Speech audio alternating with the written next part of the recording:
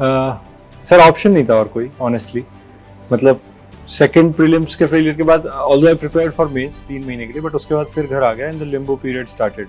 उसके बाद कुछ नहीं था करने को, प्रीलिम्स अभी बहुत दूर था। देन सर आई रिमेंबर जो मेल आया था आपका, एफआरसी का invitation mail, that came to me because I was a PTS student last year, वरना वो आता नहीं sir, and things would have been very different. But वो मेल पढ़ के सर ऐसा लगा कि at least somebody has touched that nerve, कि वो मेरे लिए ही आपने पर्सनली लिखा है। तो सर उस सबसे सिलेक्शन 2 बार नहीं हुआ था, तो मैंने कहा एक बार छोड़ देते हैं, देख लेते हैं, जो बोलेंगे कर लेंगे। एटलीस्ट खुद से जो करना था कर लिया था सर 2 अटेम्प्ट्स में, उसके बाद नहीं हुआ था, तो I just trusted, like gave myself in. I hope the screen is visible to you. So I'll tell you what we'll be doing in this session. I'll be solving the question paper live in front of you. I'll be solving it exactly as I did when I was attempting this paper. Some of the questions I attempted wrong in the actual paper, and I'll be telling that honestly. I'll be telling you कि मेरे से ये गलती हो गई थी, and you could have avoided this mistake अगर ऐसे सोचते तो, but in hindsight it's easier to say. Secondly, I'll be telling a lot of logical elimination and guessing tricks. So this is a disclaimer. Do not blindly apply these tricks everywhere. Because, see, I decided for myself कि मुझे 100 questions attempt करने हैं. And thus, I was relying on tricks. चाहे मुझे कोई भी idea नहीं हो उस question का, I had to attempt it. तो मैं कुछ ना कुछ trick लगा के उसको attempt करता था. ठीक है? कई बार वो काम करती थी. Maximum times में काम करती थी, but नहीं भी करती थी. So that's it about tricks. So primarily, still you have to depend on knowledge and the content you have acquired over your preparation.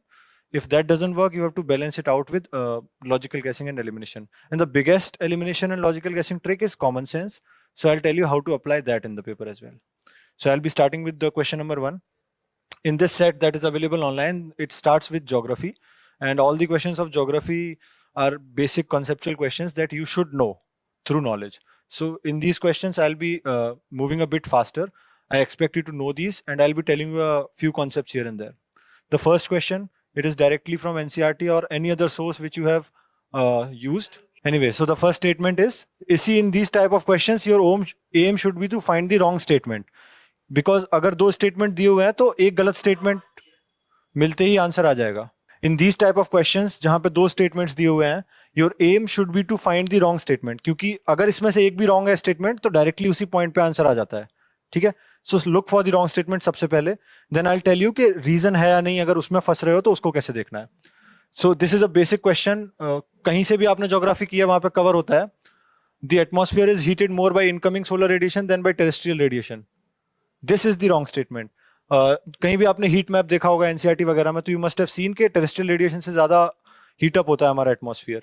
And this जैसे ही हमें पहला स्टेटमेंट हमको पता चला रॉन्ग है, we can directly find the answer that it should be D. It's as simple as that. यहाँ पे आपको दूसरा स्टेटमेंट पढ़ने की भी जरूरत नहीं है if you are absolutely sure about the first statement. But still I will say, अगर आप पढ़ोगे तो this statement says that carbon dioxide and other greenhouse gases are good. So I was saying greenhouse gases are good absorbers of long wave radiation. So the confusion that people mostly face is to remember what long wave radiation is and what short wave radiation is. So you can remember it like this. When the radiation comes from sun, it is short wave radiation. So S for sun and S for short.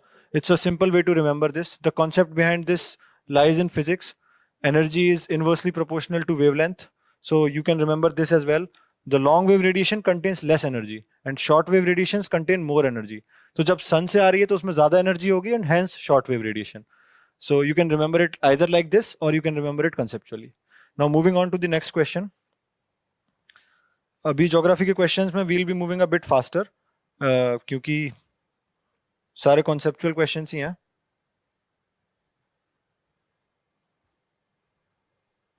Okay, now the question number 2. Again, 2 statement वाला question है. Our aim should be to find the wrong statement. Thickness of troposphere at the equator is much greater as compared to poles. Again, a basic statement. जितने भी आपने diagrams देखे होंगे atmosphere के, ऐसे ही देखे होंगे. यहाँ से जाता है, यहाँ बैठ जाता है. This is tropopause. So we always know कि यहाँ पे थोड़ा बड़ा होता है 18 किलोमीटर के आसपास, और like this is the equator. I have drawn it vertically. यहाँ पे 18 किलोमीटर के आसपास होता है और पोल्स पे 10 किलोमीटर के आसपास. So this is, you should have solved this question by knowledge कि ये statement सही है.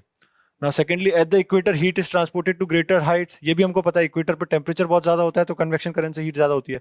Now ऐसे क्वेश्चंस में बच्चे फंसते हैं कि ये इसका रीजन है या नहीं. इसके लिए you have to apply this simple trick. just add because between these two statements, and if it makes sense, it will make sense to you अगर वो reason है तो. Thickness of troposphere at equator is much greater compared to poles because at the equator heat is transported to greater heights. Make sense? Hence this will be the reason of this statement. तो जब भी आप ऐसे फंसे के reason है कि नहीं, जस्ट थिंक के बिकॉज लगा के इज इट मेकिंग सेंस, तो इसमें ए मारेंगे, आगे बढ़ेंगे. बहुत ज्यादा टाइम एक्चुअल पेपर में इन क्वेश्चंस में वेस्ट नहीं करना, और किसी भी केस में इन क्वेश्चंस को गलत मत करना, बिकॉज ये आपको कंपटीशन से पीछे लेके जाएंगे. Okay, now moving on to the third question.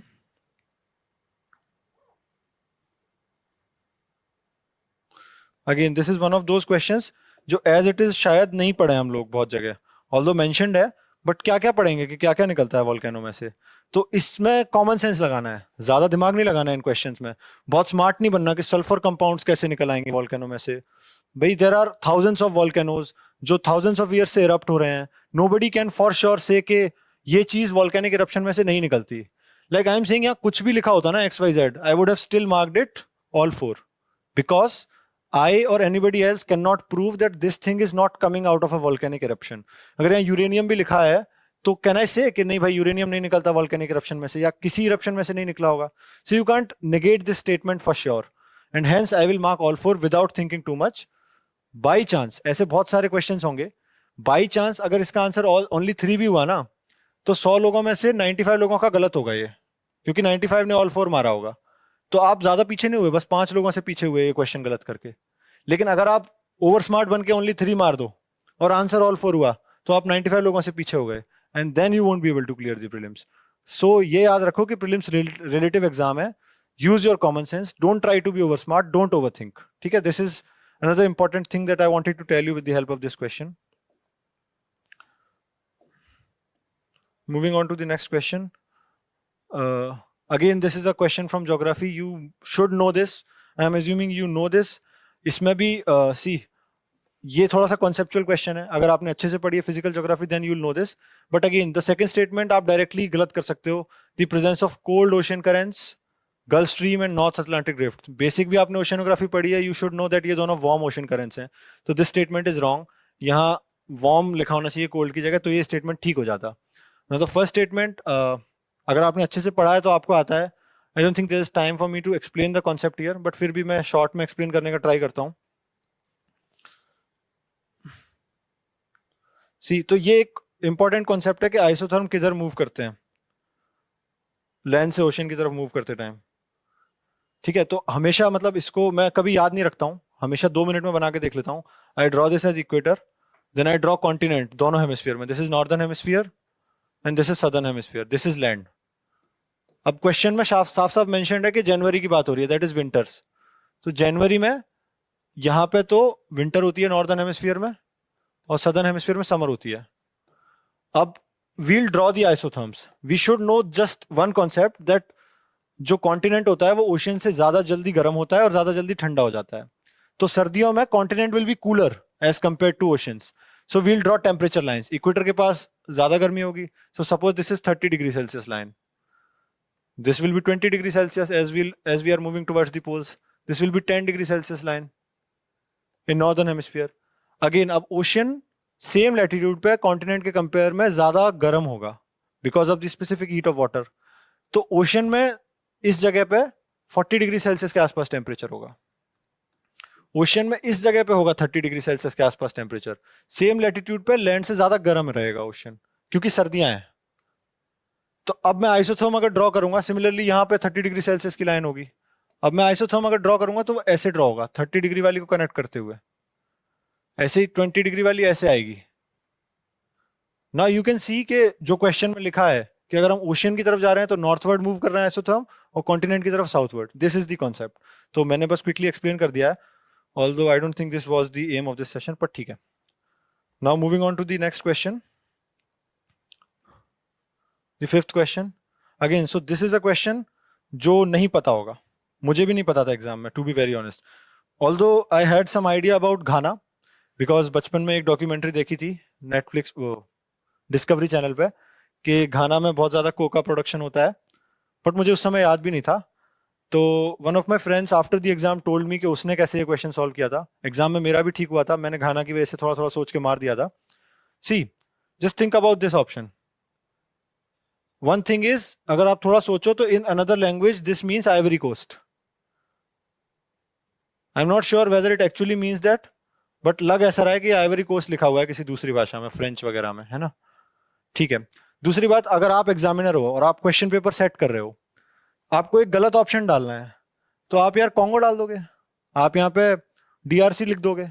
आप इतनी मेहनत कर रहे हो कि आप ये वाला ओ ढूंढ के लिख रहे हो कीबोर्ड में से, डी के बाद अपोस्ट्रोफी लगा रहे हो, इतना बड़ा नाम लिख रहे हो, while you do all this hard work to set a wrong option is what I told myself.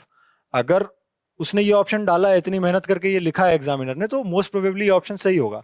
अब आई एम नॉट सेइंग कि ये 100% ऑफ द टाइम्स वर्क करेगा. मेरे लिए काम कर गया, किस्मत अच्छी हुई तो आपके लिए भी कर जाएगा. जब कुछ भी नहीं पता तो फिर वही है ना कि अंधा तीर चला रहे हैं तो थोड़ा सोच के ही चला लें. Okay, now moving on to the next question. I won't be telling much about this Ganga question.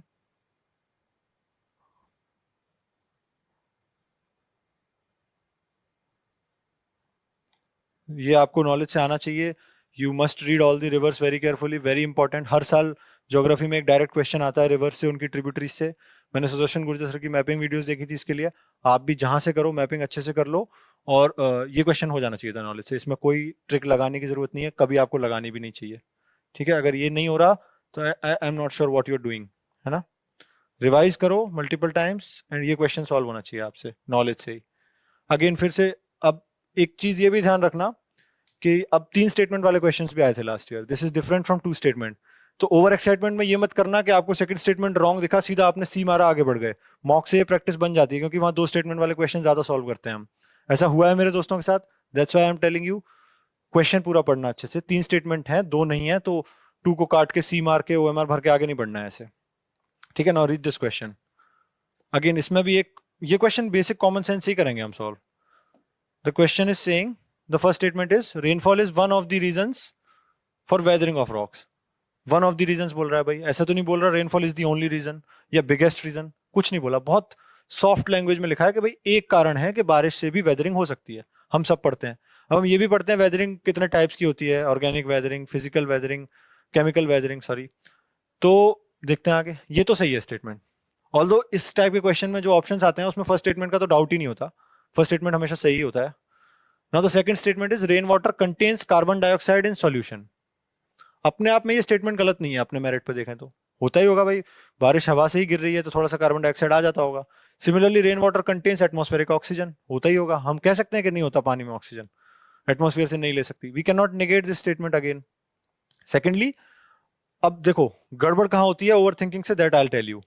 बच्चे सोचेंगे कि ठीक है कार्बन डाइऑक्साइड तक तो ठीक है, बट इन सॉल्यूशन लिखा है, हो सकता है यहां कुछ ट्रिक लगाई होगी यूपीएससी ने. ऐसा क्यों लिखेगा यूपीएससी इन सॉल्यूशन, तो मैं इसको गलत मान लेता हूं.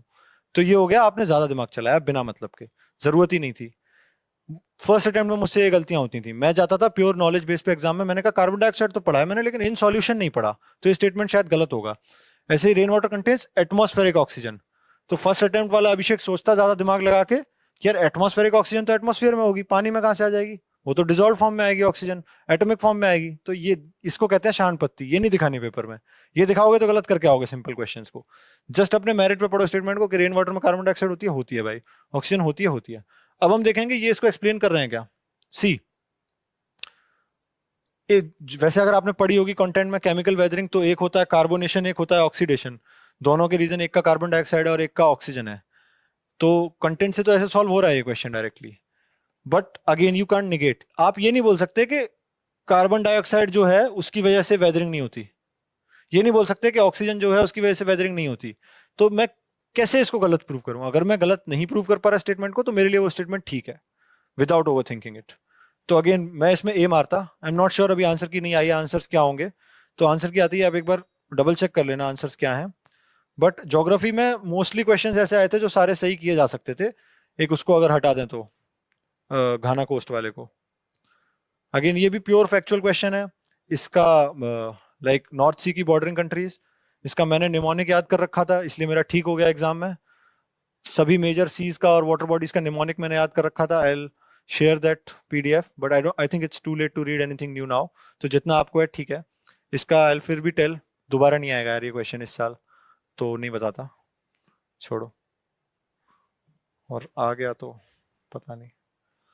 Anyway will move ahead. इसका आंसर क्या था? नॉर्वे था इसमें, आई थिंक जर्मनी था बस। आई थिंक इसका ओनली 2 था answer, but this is not a question to discuss anything, है ना। Will move ahead quickly.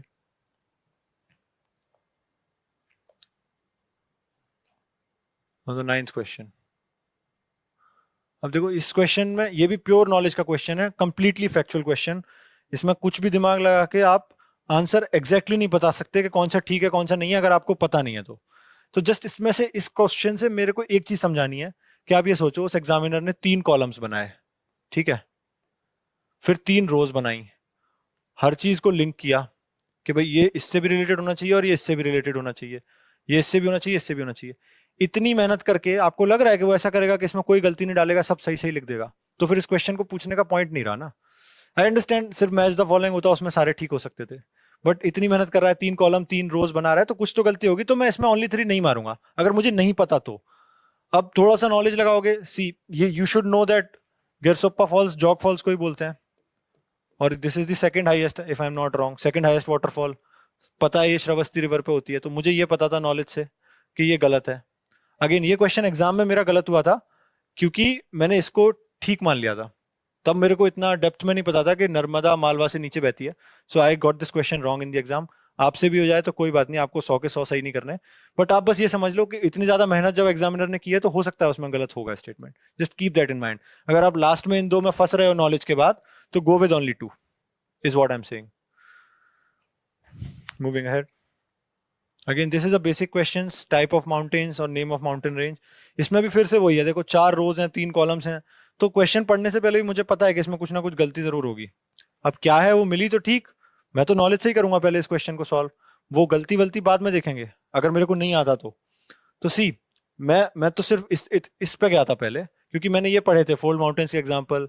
अगर इसमें मेरे को कोई गलत मिल गया तो सीधा काट दूंगा, सही मिला then I will check that. तो ऐसे 3 रो वाले में ना कोई 2 रो पकड़ो, उसमें से गलत निकाल के हटा दो। तो आई न्यू कि वॉस्जेस माउंटेन्स आर ब्लॉक माउंटेन्स। ये वॉस्जेस और ब्लैक फॉरेस्ट, ये 2 ब्लॉक माउंटेन्स हैं। ब्लैक फॉरेस्ट, ये 2 ब्लॉक माउंटेन्स हैं जिनके बीच में राइन रिवर बहती है। This is a very like popular fact, Germany और फ्रांस के बॉर्डर पे Vosges, Black Forest, block mountains, Rhine river इनके बीच की रिफ्ट वैली में बहती है। I knew that. तो मुझे पता था कि ये तो ब्लॉक माउंटेन्स है, ये मैंने काट दिया था एग्जाम में। ये मुझे पता था कि एल्प्स जो है वो फोल्ड माउंटेन्स हैं, लाइक एल्पाइन टाइम में सारे प्लेट मूवमेंट की वजह से फोल्ड माउंटेन्स ही बने थे, तो ये काट दिया था। आई न्यू अपेलेचन फोल्ड माउंटेन्स हैं, तो यहाँ से ये ठीक है, यहाँ से ये ठीक है, तो ये दोनों तो पहले ही हट गए। अब मैं ये देखूंगा, एंडीज बहुत पॉपुलर है, साउथ अमेरिका में ही है, Appalachian you should know North America में ही है, तो इसका मैं ओनली 2 मार के आगे बढ़ गया था। This is how I solve it actually. अगर आपने ये नहीं पढ़ रखा कि कौन सा ब्लॉक है कौन सा फोल्ड है, तो भी ये तो आप हटा ही सकते हो ऑल 4 इस टाइप के क्वेश्चन में। Okay moving ahead.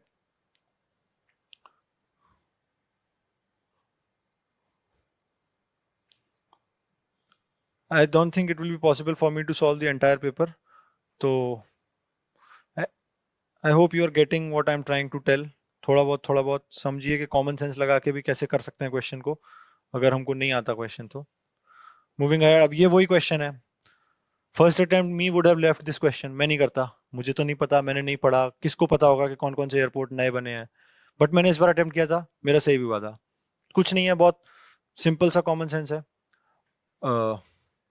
इसमें ग्रीन फील्ड पूछा है, दैट मीन्स आई थॉट ये पूछा है कि नए नए कौन से एयरपोर्ट बने हैं, तो भाई जो बड़ी बड़ी सिटीज है वहां पे तो पहले से ही होंगे एयरपोर्ट्स, मैंने ये सोचा।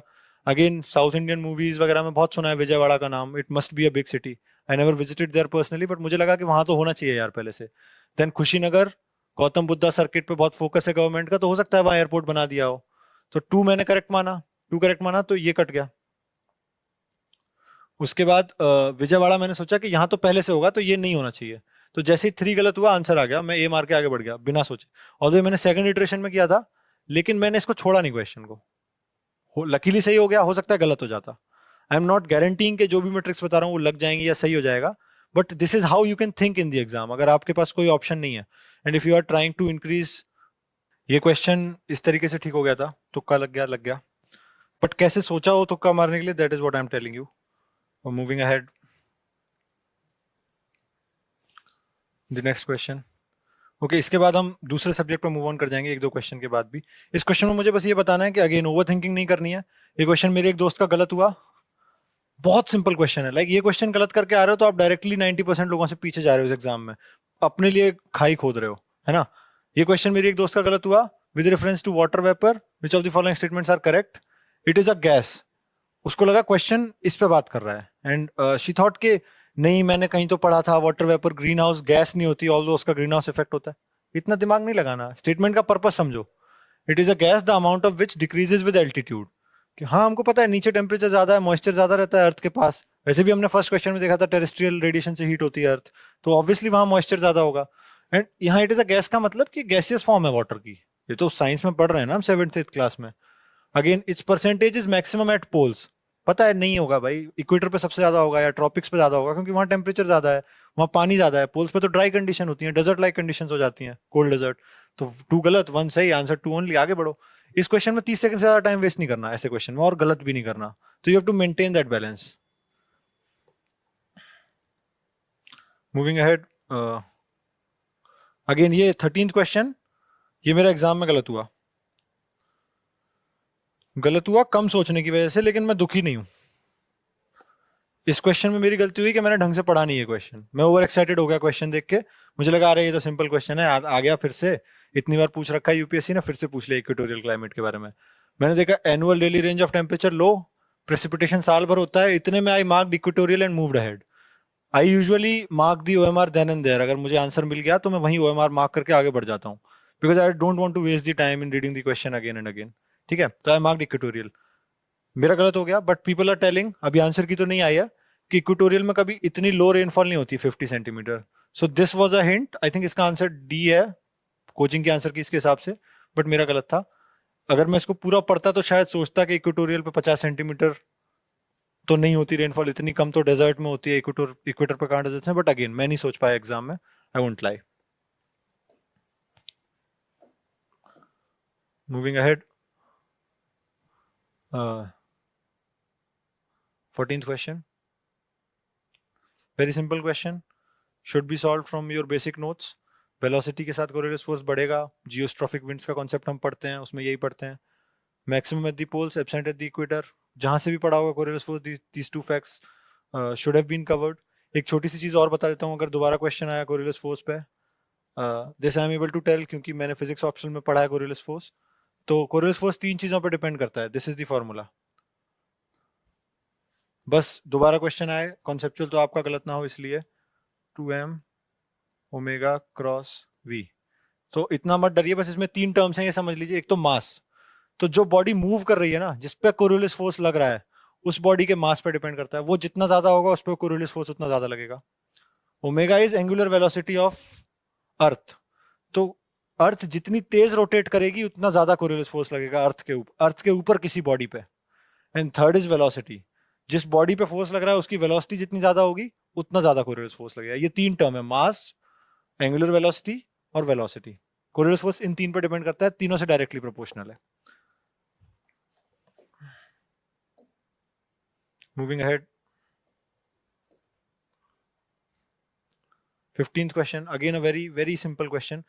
अगर आपने वो फिजिकल ज्योग्राफी के शुरू वाले चैप्टर्स अच्छे से पढ़े हैं तो इस क्वेश्चन में गलती नहीं होनी चाहिए थी। अगेन यहाँ पे कॉन्सेप्ट एक्सप्लेन करना है, कर देता हूँ, दोबारा आने के चांसेस है। ये क्वेश्चन 2-3 बार आ चुका है पीवाईक्यू में, कि कब कहाँ कितनी ज्यादा बारिश हो, कितना लंबा दिन पड़ता है, कहाँ कितना छोटा। तो इसमें 2 चीजें हैं, है ना, इसको समझते हैं हम। सी, ये अर्थ है, ठीक है, अर्थ की एक्सिस टिल्टेड है तो मैं ऐसे ही बना देता हूँ। इस एक्सिस के हिसाब से ही है ट्रॉपिक्स और इक्वेटर्स, तो ये Arctic Circle, Tropic of Cancer, equator, Tropic of Capricorn, और ये नीचे अंटार्कटिक सर्कल, ठीक है। अब लेकिन यहाँ कहीं सन है, जो दिन और रात होती है ना वो ऐसे होती है, उसकी लाइन, सर्कल ऑफ इल्यूमिनेशन हमेशा सीधा ड्रॉ करना आप। सर्कल ऑफ इल्यूमिनेशन ये होता है, अब ना जून में समर सॉल्स्टिस होता है तो सन ट्रॉपिक ऑफ कैंसर के सामने होता है एकदम, सन यहां होगा।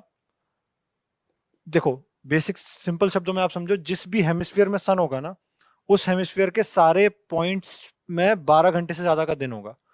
अगर सन इक्वेटर के ऊपर है, परपेंडिकुलर ट्रॉपिक ऑफ कैंसर की साइड है, तो इक्वेटर से ऊपर हर पॉइंट पे 12 घंटे से ज्यादा का दिन होगा, और यहां से बढ़ना चालू होगा और यहाँ पे आते आते 24 घंटे का दिन हो जाएगा। देखो ये पूरी चीज जो है ट्रॉपिक ऑफ सर्कल, ये पूरी लाइट वाली साइड है, ये भी आधी से थोड़ी ज्यादा लाइट वाली साइड है।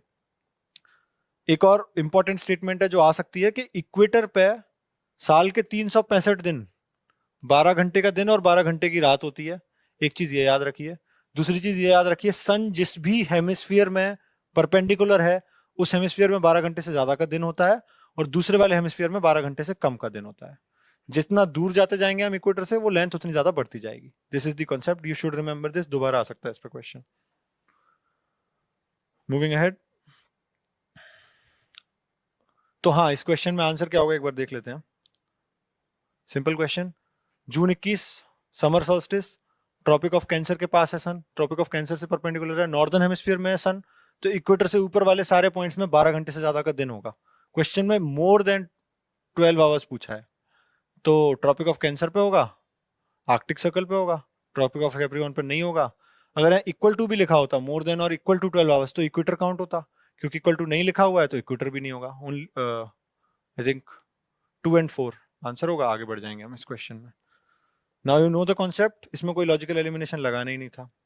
तो this is how you should balance between elimination tricks and knowledge. Knowledge वाले क्वेश्चन में ट्रिक लगा दोगे और ट्रिक वाले में नॉलेज, तो दोनों गलत हो जाएंगे। तो while solving the question you should keep this in mind. Again ये क्वेश्चन भी I'll say I was lucky जिससे मेरा ठीक हो गया। Largest tropical peatland. अब लास्ट ईयर क्वार्टरली में एक फैक्ट था, it was regarding Brazzaville declaration. ठीक है, मुझे इसके अलावा कुछ नहीं पता था। Wait,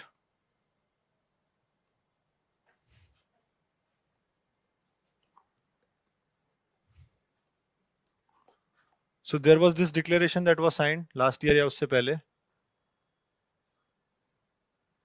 Brazzaville declaration. And geography की मैपिंग से आई न्यू कि Brazzaville is the capital of Congo. ठीक है, अब ये डिक्लेरेशन किस बारे में थी, इसके बारे में मुझे बस एक शब्द पता था, टू सेव पीटलैंड्स।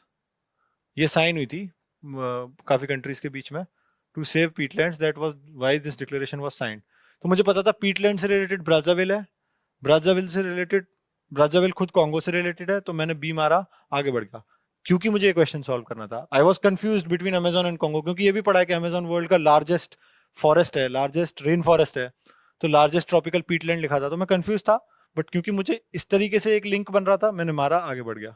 अब ये एज अ फैक्ट आप याद कर लो, अगर पूछ लिया तो ये याद कर लो कि ब्राज़ाविल कॉन्गो की कैपिटल है, और ये तो किस्मत से सही हो गया। अगेन आपके भी ऐसे क्वेश्चंस होंगे जो सही होंगे, आपके भी ऐसे क्वेश्चंस होंगे जो गलत होंगे।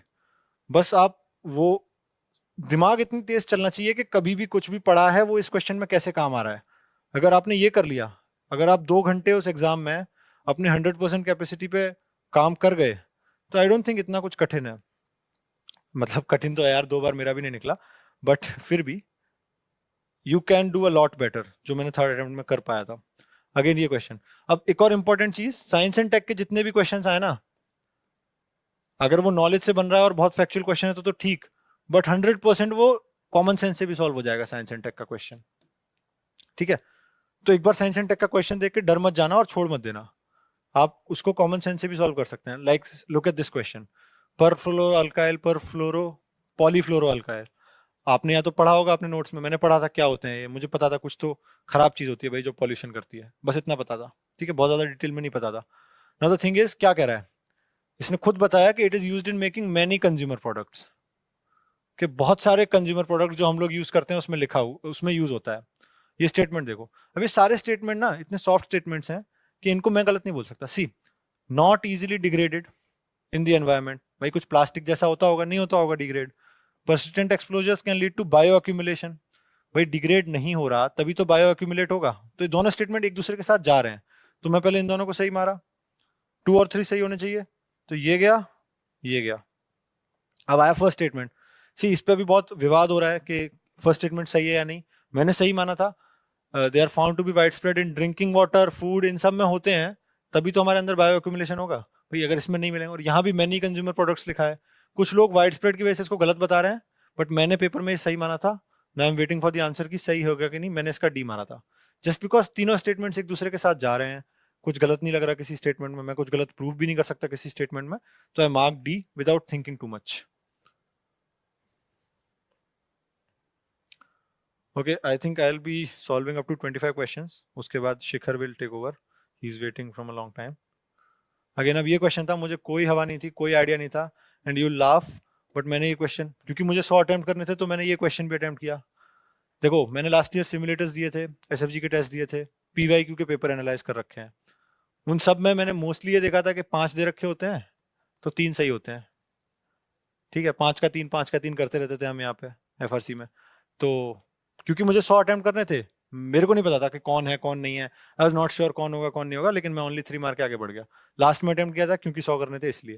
आई एम नॉट सेइंग, लेकिन अगर आपका एम भी ये है और आपके एक्चुअल अटेम्प्ट्स बहुत कम रह गए हैं, कुछ समझ नहीं आ रहा, you can do this, but again not suggesting that. मैंने क्या किया था वो बता रहा हूँ. This is not a elimination trick, this is not a logical guessing trick, ये बस तुक्का है जो चल गया. I won't call it anything else. This question, ये मेरा गलत हुआ था. I still remember. How many of the above belong to P family. Again अभी आंसर की नहीं आया, बट आई थिंक मेरा गलत है ये क्वेश्चन. तो मैंने देखा ये मटर की बात कर रहे हैं कि मटर के परिवार से कौन कौन है. तो आई थॉट ये हॉर्स ग्राम, एक तरीके से घोड़े वाले चने, काबुली चने, ऐसा सोचा मैंने पेपर में. एंड आई थॉट कि ग्राम तो पल्स होती है यार. इंडिया में लार्जेस्ट ग्रोन पल्स, मतलब लार्जेस्ट एरिया या लार्जेस्ट प्रोडक्शन इसी का है, ग्राम का, ब्लैक ग्राम का. तो आई थॉट ये ग्राम पल्स फैमिली से है.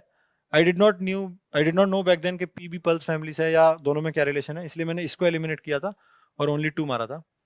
जनरली मैंने ये भी सोचा था कि 3 दिए हैं तो तीनों थोड़ी दे देंगे, हो सकता है एक गलत भी हो, और वो मुझको मिल भी गया था इसलिए. But I am not sure, I think मेरा ये क्वेश्चन गलत था, तो you can check. I think इसका आंसर ऑल 3 है कोचिंग की आंसर की इसके हिसाब से. बट हाँ, that's how I thought in the exam. ठीक है यार, होंगे गलत, 100 थोड़ी सही हो जाएंगे. मेरा एम था 65 के आसपास सही हो जाए, एंड 68 के आसपास हो गए थे. I was happy. तो again 2 statement, I will try to find the wrong statement. ये भी मेरा गलत था एक्चुअल एग्जाम में. क्योंकि मेरा गलत था, मैंने सोचा कि हाँ vermin category, this might be true, नाम से भी ऐसी लग रही है कि भाई उड़ रही है, किसी को खा सकती है, किसी को परेशान कर सकती है, तो वर्मिन कर दिया होगा गवर्नमेंट ने डिक्लेयर. एंड पता नहीं क्यों ये देख के मेरे दिमाग में एक बैट की इमेज आई, चमगादड़ की, जो उड़ रहा है. ठीक है, या तो मैंने कहीं फोटो देखी होगी पढ़ते time, but I at that time thought कि इंडियन फ्लाइंग फॉक्स एक बैट होती है. और मैंने सोचा यार चमगादड़ तो खून पीती है जानवरों का, पता है नहीं पीती है कि नहीं, पर मैंने कहीं सुनी हुई बात लग रही थी, तो मैंने इसको भी सही मान लिया, इसको भी सही मान लिया. लेकिन मैंने सोचा कि ये जानवरों का खून पीती है, इससे वर्मिन थोड़ी बना देंगे, क्रॉप वगैरह डिस्ट्रॉय कर देती होगी. तो I marked B, although the second statement is incorrect according to coaching answer keys. तो इसका आंसर कुछ और होगा, बट मैंने एग्जाम में गलत किया था. यहां से गलत नॉलेज लेके मत चले जाना. मैं तुमको इसलिए बता रहा हूँ कि गलतियां मुझसे भी हुई थी बहुत सारी एग्जाम में, और तुमसे भी होंगी. It doesn't matter, prelims exam ही ऐसा है. बट वो क्वेश्चन जो सब सही कर रहे हैं वो गलत मत करके आना प्रीलिम्स में. वैसे क्वेश्चन पॉलिटी में, इकोनॉमी में बहुत सारे हैं. अगेन ये जो क्वेश्चन है 21st question, very simple question. Simple not because कि मुझे पता है कि ये क्या होते हैं, मुझे नहीं पता, लेकिन इसमें मैं वर्ड ब्रेक डाउन करूंगा. See, I don't know what froghopper is, but grasshopper तो सुना है. फ्रॉग हॉपर क्या होगा भाई, एक मेंढक यहाँ बैठा है, एक मेंढक यहाँ बैठा है, इसकी पीठ से कूद के इसकी पीठ पर चला जाता होगा, कोई कीड़ा ही होगा, है ना, चिड़िया तो नहीं जाएगी. पॉन्ड स्केटर, नाम से क्या लग रहा है, ये पॉन्ड है और ऐसे स्केट करता हुआ इसके ऊपर से जा रहा है. छोटे छोटे कीड़े देखे होंगे आपने पॉन्ड्स में. तो बस इतना ही सोचा, एक लेमैन की तरह लगा दिया इंसेक्ट्स. सिकाडा का आई थिंक थोड़ा सा आइडिया भी था कि हो सकता है इंसेक्ट है. तो जस्ट जस्ट थिंक, दिमाग खोल के बैठो पेपर में, कुछ ना कुछ तो हिट कर ही जाएगा. सही हो गया, अच्छी बात है, नहीं होता कोई बात नहीं, और एक कम सही हो जाता, है ना. Again 2 statements. अब ऐसे में ना ये देखना है हमको कि स्टेटमेंट कितना सॉफ्ट है, कितना सॉफ्टली वर्डेड है, क्या हम उसको गलत डिक्लेयर कर सकते हैं. See first statement, many chewing gums found in the market are considered a source of environmental pollution. कौन कर रहा है भाई कंसीडर, तुम नहीं कर रहे, लेकिन मैं तो कर रहा हूं. Can you say this statement is wrong. लिखा है क्या, आर कंसीडर्ड बाई फलानी फलानी body, are considered by national green tribunal, तो वो फैक्ट हो जाता. कितना सॉफ्ट स्टेटमेंट है कि माना जाता है कि उनसे पॉल्यूशन होता है. ठीक है भाई, मान लेते हैं. Again, many chewing gums contain plastic as a gum base. होगा भाई, प्लास्टिक है तभी पॉल्यूशन हो रहा होगा, और बचपन में सुना भी होगा, मम्मी पापा मना करते होंगे मत खाओ च्युइंग गम, इसमें प्लास्टिक होती है. आई थॉट ठीक है, दोनों ही सही लग रहे हैं, प्लास्टिक से बिकॉज लगा के भी सेंस बना रहा है, तो I marked A, and I think ये सही हुआ था मेरा एग्जाम में, इसका आंसर ए ही होगा। बस यही है कि अपने आप से बात करते रहो एग्जाम में, सोचते रहो। अब ये क्वेश्चन है, कुछ नहीं पता था, कोई हवा नहीं थी, एक भी चीज नहीं सुनी हुई जो राइट साइड पे लिखी हुई है ना लेकिन क्योंकि मुझे 100 करने थे, जैसे मैंने 5 का 3 बताया था, है ना, ऐसे ही 3 का 2 पढ़ा था हमने। बहुत सारे क्वेश्चंस में लगता है 2022 में ऐसे जितने भी क्वेश्चंस आए थे सब में लगा था, ओनली 2 मारा, गलत हो गया, -0.66 मिल गया, कोई बात नहीं, ठीक है, कौन से सारे सही होने वाले हैं, है ना। मूविंग अहेड, इसका आंसर आई थिंक नन है, तो एक बार देख लेना। अब ये क्योंकि अब पीवाईक्यूज में आ चुके हैं, you should know what all these things are, है ना।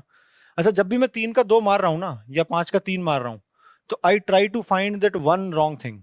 तो मैंने सोचा यार इंद्री तो थोड़ा इंडिया जैसा नाम लग रहा है, और कुछ लोगों को पता भी होगा कि इंद्री किस चीज का नाम है ना, तो थोड़ा इंडियन नाम लगा। मैंने कहा ब्राजील से क्या लेना देना होगा, ये गलत होगा, शायद ये दोनों ठीक होंगे, इसलिए सोच के मैंने मारा था, ऑल्दो इसमें एक भी ठीक नहीं है, तो गलत हो गया था मेरा पेपर में। Again we will hurry up a bit. हाँ देखो, इस आई एम टेलिंग यू, इस बार भी एक ऐसा क्वेश्चन आएगा, कोई भी रैंडम बॉडी उठा के पूछ लेंगे वो, और तुम कितनी भी पीटी पढ़ लो, कहीं से भी करंट अफेयर्स पढ़ लो, तुमने वो बॉडी नहीं पढ़ी होगी जो इस बार पेपर में आएगी, ठीक है, and that is a fact. अब हम करें कैसे? तो इस क्वेश्चन को छोड़ मत देना कि इस बॉडी के बारे में तो मैंने पढ़ा ही नहीं है, मैं पहले छोड़ता था, इस बार मैंने किया था। कैसे किया था? See, one thing is question regarding bodies, कि उसमें एक स्टेटमेंट हमेशा होता है कि ये इसके अंडर आती है, या ये इससे एसोसिएटेड है, या ये UNFCCC के अंडर आती है। वो स्टेटमेंट जनरली गलत होता है एनवायरमेंट वाले क्वेश्चंस में, बॉडीज वाले क्वेश्चंस में। पीवाईक्यू एनालिसिस से मेरे को ये पता था। दूसरी बात, यहाँ क्या लिखा है यार, UN की एजेंसी, ये तो हमने पढ़ी है ना अलग से, जब हम UN पढ़ते हैं तो वी रीड UN एजेंसीज, कभी नहीं पढ़ी यार वर्ल्ड टॉयलेट ऑर्गेनाइजेशन। और सोचो ना, यूनाइटेड नेशन इतनी बड़ी बॉडी, अपनी एक खुद की एजेंसी, बहुत कम ही है UN की एजेंसीज, बनाएगा किसके लिए? टॉयलेट के लिए। उनकी तो इतनी बड़ी प्रॉब्लम भी नहीं है यार वेस्ट में, वेस्ट में open defecation is not a big problem, and UN is very much west dominated. तो मैं सोचा वो तो अपनी एजेंसी नहीं बनाने वाले, तो I cut this, PYQ analysis plus common sense. Second statement देखो कितना सॉफ्ट स्टेटमेंट है भाई, है क्या? World toilet summit, world toilet day, world toilet college. तो भाई इसका काम ही क्या होगा अगर ये भी नहीं करेगा? तो दिन विन तो मनवाएगा, अवेयरनेस तो बढ़ाएगा ओपन डेफिकेशन के बारे में, तो ये मैंने सही मान लिया। हमेशा उसमें एक स्टेटमेंट ये होगा, तो या तो एक्सप्लेन कर रहा होगा उस बॉडी को, या उसका काम बता रहा होगा, जनरल, बहुत जनरल स्टेटमेंट, वो सही होता है बॉडीज वाले क्वेश्चन में।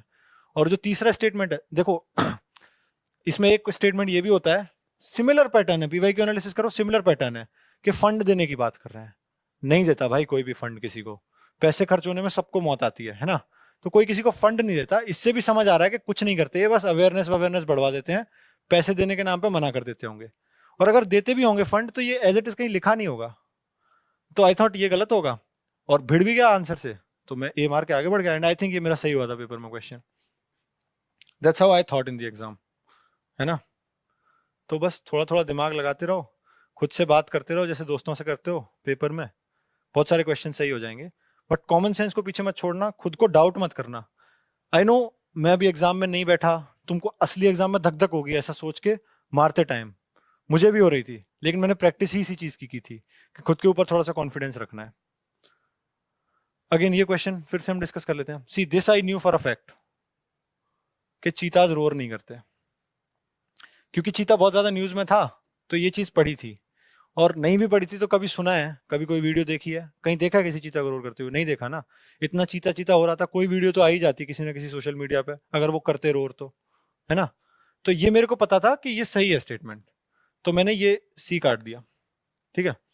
उसके बाद अब देखो, the thing is, third statement देखो, unlike male lions, male leopards do not proclaim their territory by scent marking. Scent marking क्या होता है? कुत्ते करते हैं सेंट मार्किंग, है ना, उनको जहां सोना होगा उसके पास में टॉयलेट कर लेंगे कि भाई सबको पता चल जाए कि मेरी टेरिटरी है। कैन एनीबडी से कि किसी भी मेल लेपर्ड ने कभी ये नहीं किया होगा? कैन एनीबडी से कि कोई और तरीका नहीं होगा, कोई ऐसा सेंट होगा जो शायद हम नहीं सूंघ पाए? But this can not be proven for a fact, this can B. भाई हम लिख सकते हैं ना कुत्ते नहीं रोर करते, क्योंकि रोर का और बार्क का अलग मतलब है, लेकिन सेंट मार्किंग एक बहुत जनरल टर्म है, कुछ भी हो सकता है ये। तो आई थिंक ये कैसे कह सकते हो कि मेल लेपर्ड नहीं करते सेंट मार्किंग? भाई तुमको नहीं आ रही होगी वो सेंट, करते तो होंगे। तो आई थॉट थर्ड गलत लग रहा है, और ये सही होने के बाद ना मेरे पास डाउट था 1 और 3 में, क्योंकि तीनों तो सही नहीं होंगे, मैंने ऐसा सोचा। Lions do not have a particular breeding season. इन दोनों में से ज्यादा गलत कौन सा लग रहा है, खुद से पूछो भाई। ये तो मुझे नहीं लग रहा। ठीक है, कोई ऐसा सीजन होगा जहां मैक्सिमा होता होगा, बट एक पर्टिकुलर ब्रीडिंग सीजन, बस 3 ही महीने में बच्चे पैदा कर रहे हैं वो, उसके बाद 9 महीने तक कर ही नहीं रहे। मेरे को लगा ये कम गलत लग रहा है, ये ज्यादा गलत लग रहा है। तो थर्ड को काटा, 1 and 2 आंसर आया, आगे बढ़ गया, सही हो गया पेपर में। Again these things might sound silly but they helped me clear prelims in the third attempt. तो इसीलिए मैं आपके साथ शेयर कर रहा हूँ, है ना। बहुत सारे लोग होंगे जो अभी कमेंट करेंगे या बोलेंगे कि हाँ अब तो पेपर हो गया, अब पीछे से तो ये बातें बनाना आसान है। बट एज इट इज जैसा हुआ था मैं आपको बता रहा हूँ। अगेन एक क्वेश्चन आएगा, इस साल भी आएगा, जिसमें 4 ऑप्शन होंगे, बहुत बड़े बड़े स्टेटमेंट्स होंगे। देख के ही डराने वाला क्वेश्चन है ये। देख के ही ऐसा लगेगा कि छोड़ देते हैं यार, कौन पढ़े इतना, इसमें 15 मिनट वेस्ट होंगे। तो तब खुद को बोलना कि ये क्वेश्चन आसान क्वेश्चन है। अब ये बात मैं अभी बोल रहा हूँ, मेरा ये गलत हुआ था पेपर में क्वेश्चन, ठीक है।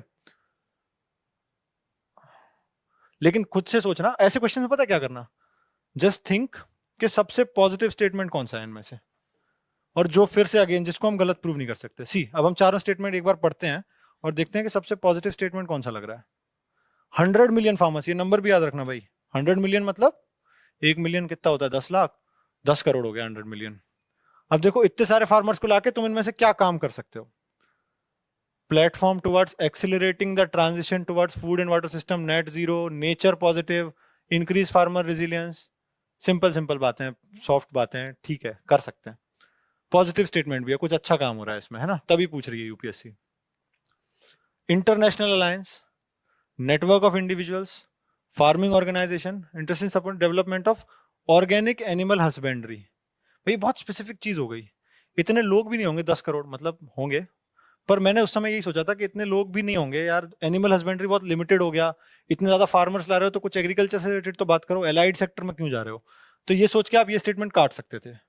Again third statement, digital platform, भाई यही दिक्कत हो गई। किसानों को इंटरनेट नहीं मिल पा रहा गांव में, तुम डिजिटल प्लेटफॉर्म बना रहे हो फुल्ली इंटीग्रेटेड, ब्लॉकचेन। नहीं नहीं नहीं नहीं, 10 करोड़ लोगों को ब्लॉकचेन पे तो नहीं ला रहे होगे। Buyers, trade, fertilizers. अगेन ये स्टेटमेंट पॉजिटिव है, लेकिन थोड़ा सा मुश्किल है ये करना इतने लोगों के लिए, ये आसान चीज है करना। Similarly agri business consortium felicitating the access to global open market. भी हमारा ई नैम अभी तक चालू नहीं हो पा रहा है इंडिया में, हम इंडियन ओपन मार्केट नहीं बना पा रहे फार्मर्स के लिए, ग्लोबल कहाँ से बनाएंगे, वो भी इतने सारे लोगों के लिए। तो ऐसा सोच के आप इसका ए मार सकते थे। ये दिमाग मेरा पेपर में नहीं चला था, बाद में एनालाइज किया तो समझ आया कि हो सकता था सही। मेरा गलत हो गया था, मैंने पता नहीं क्या सोचा था, क्या मारा था। बट हाँ, अब अगर ऐसा स्टेटमेंट आया तो डरना मत। जस्ट थिंक के सॉफ्ट स्टेटमेंट कौन सा है, कौन सी चीज करना आसान है। ये 100 मिलियन लिखा है तो भाई किसी रीजन की वजह से दे रखी है तुमको इन्फॉर्मेशन, है ना। चलो अब I find only those questions जिसमें कुछ ना कुछ ट्रिक लग रही होगी, एंड वील मूव अहेड। अच्छा इस क्वेश्चन से ये समझो, इस क्वेश्चन से ये समझो कि कभी कभी हिंदी पढ़ लेनी चाहिए क्वेश्चन की। आई नो आप सब इंग्लिश मीडियम वाले स्टूडेंट्स हो मैक्सिमम, और आप ईगो पे मत लेना कि भाई मैं हिंदी क्यों पढ़ूं, मुझे तो इंग्लिश आती है। मुझे पता ही नहीं था यार फिक क्या होता है पेपर में, इसलिए मेरा क्वेश्चन गलत हो गया। मेरा दिमाग नहीं चला कि हिंदी पढ़ लूं। हिंदी पढ़ता तो वहां लिखा हुआ था कि फिग अंजीर को बोलते हैं। अंजीर मैं खुद खाता हूँ, लेकिन मैंने उस समय दिमाग ही नहीं चला कि पढ़ लूं हिंदी। तो बहुत बहुत सारे क्वेश्चंस में हेल्प हो जाएगी ये लिखा हुआ। अंजीर को खाते ही पता चल जाता है कि यार इसमें अंदर कुछ तो है। और पेपर के बाद भी एक वीडियो देखी थी, एक रील, जिसमें मेंशन था कि कैसे एक बी पॉलिनेट करती है। तो आई एम नॉट सेइंग आपका ये क्वेश्चन करेक्ट हो जाता, लेकिन फिर भी अगर आपने वो वीडियो या रील देख रखी है या कहीं पढ़ रखा है कि अंजीर से रिलेटेड ऐसा कुछ होता है, लेकिन आपको यही नहीं पता कि फिग अंजीर को बोलते हैं, तो वो चांस खत्म हो जाता है। तो कभी कभी अगर डाउट लग रहा है ना जिस भी क्वेश्चन में और कुछ समझ नहीं आ रहा, तो एक बार हिंदी पढ़ लेना, क्या पता कुछ हिंट मिल जाए कहीं ना कहीं से। अगेन मैंने इसका सिल्क कॉटन मार दिया था, क्योंकि सिल्क में हमको पता है एक सिल्क वॉर्म करके कीड़ा होता है, पता नहीं, रैंडम दिमाग फालतू चला लिया, गलत हो गया। अब जैसे अगला क्वेश्चन है, ये सिर्फ वही क्वेश्चन है जिसमें ओवर थिंकिंग नहीं करना। How many above have poisonous species among them, इनमें से किस किस में जहरीले पाए जाते हैं। कितनी बटरफ्लाइज हैं यार दुनिया में, कई तो ऐसी हैं जिनको हम ढूंढ नहीं पाए अभी तक। कितनी मछलियां हैं, कितने फ्रॉक्स हैं, एक तो होगा जो जहरीला होगा। तुम कह सकते हो कि नहीं मैंने सारे देख लिए हैं इस दुनिया के, एक भी जहरीला नहीं है। You can't say that. UPSC आज रिस्क ले ले, चलो यूपीएससी इसका आंसर कोई दो दे दे, ठीक है, आंसर की रिलीज कर दे, और कल एक निकला है जहरीला मेंढक, तो भाई गलत हो जाएगी ना आंसर की उनकी, वो रिस्क क्यों लेंगे वो। इसीलिए इसमें ज्यादा दिमाग लगाना नहीं है। अब have poisonous species among them, कुछ भी ऐसा वर्ड नहीं है कि भाई 50% से ज्यादा स्पीसीज पॉइजनस होते हैं, नहीं है। है, हो सकते हैं, हाँ भाई तीनों होंगे, आगे बढ़ो।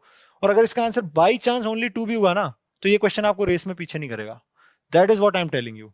Trust on your instinct, trust on common sense, क्योंकि कॉमन सेंस वो है जो सब में कॉमन है, मतलब मोस्टली लोगों में, कुछ लोगों में तो नहीं होता, पर ठीक है। मूविंग अहेड अगेन, अब ये एनवायरमेंट या ज्योग्राफी का क्वेश्चन है, ये मॉडर्न हिस्ट्री की वजह से ठीक हुआ। People were asking me in my DMs के सर मॉडर्न के क्वेश्चन नहीं आ रहे 3-4 साल तक, नहीं पढ़े क्या? आई टोल्ड देम कि एक ज्योग्राफी का क्वेश्चन मेरा मॉडर्न से ठीक हुआ था। अराइवल ऑफ यूरोपियंस में पढ़ा था कि कैश्यू पपाया पोर्टुगीज लेके आए थे इंडिया में, काट दिया।